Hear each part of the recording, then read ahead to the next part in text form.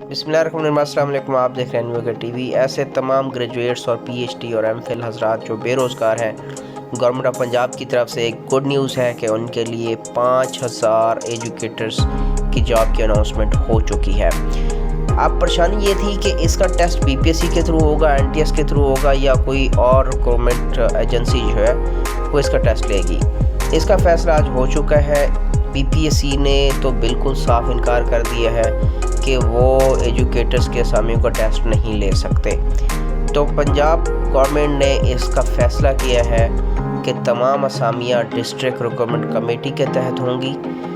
BPSC के इनकार के बाद अब टेस्ट नहीं बल्कि एकेडमिक जो मार्क्स हैं उसकी बुनियाद पर मेरिट बनेगा।